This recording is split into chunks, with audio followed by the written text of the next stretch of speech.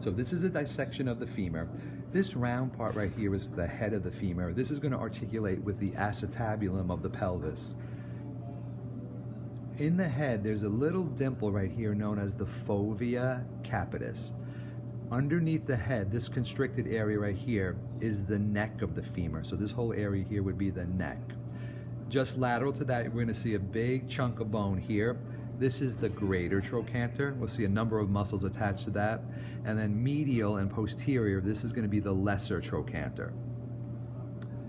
This is the shaft of the femur bone. On the front, the shaft is smooth, but when we turn it around like this, the shaft has this big, thick ridge coming down. This is called the linea aspera, right? We'll see a number of muscles attached to that.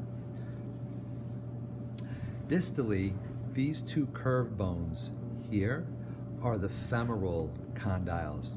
They're going to articulate with the shin bone or the tibia like this to form our knee joint like that.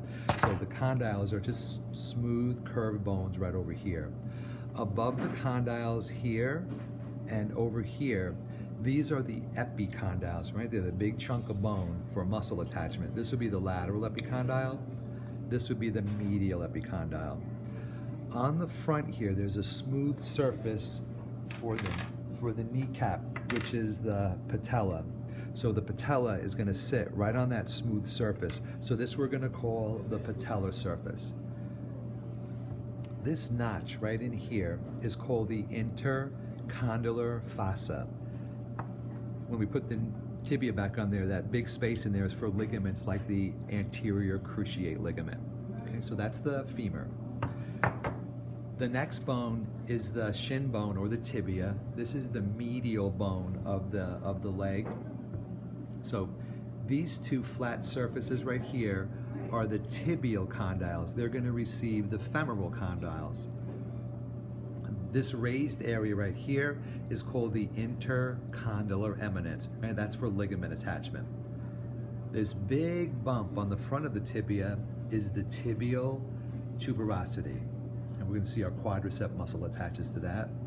Then there's a sharp edge right here. This is called the tibial crest or the anterior margin.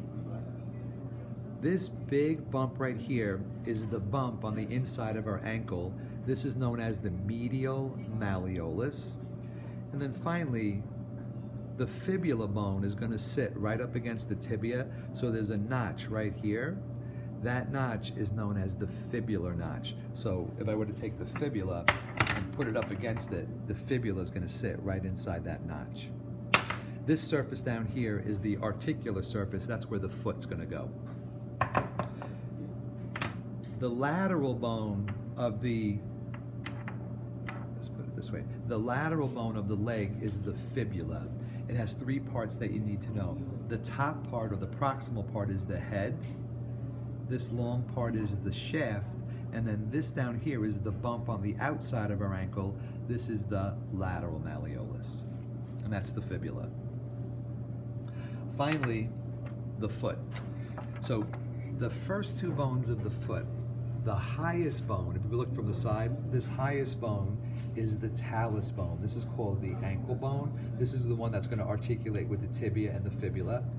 Back here, the heel bone is the calcaneus. Once you find the talus, if you look at the foot from the top, the bone just in front of the talus, here's the talus, the bone just in front is the navicular. Right? This actually means boat shape. When the anatomists looked at it, they thought it looked like a boat. Just in front of that are our three cuneiforms. The one by the big toe is the medial cuneiform, intermediate cuneiform, and then this one is the lateral cuneiform. And the last bone right out here is the cuboid bone. That's going to be by the pinky toe. That's the cuboid. The rest of the foot is very similar to the hand. These bones are called the metatarsals, and then each of these are the phalanges. Notice the great toe only has two phalanges, but all of the other toes that we have here, let's say like the middle toe here, has 1, 2, 3 phalanges: proximal, middle, and distal. Right, the fourth toe, proximal, middle, and then distal down over here. So it's just like the hand. The toes 2 through 5, Each toe has 3 phalanges. The great toe, or number 1, only has 2 phalanges.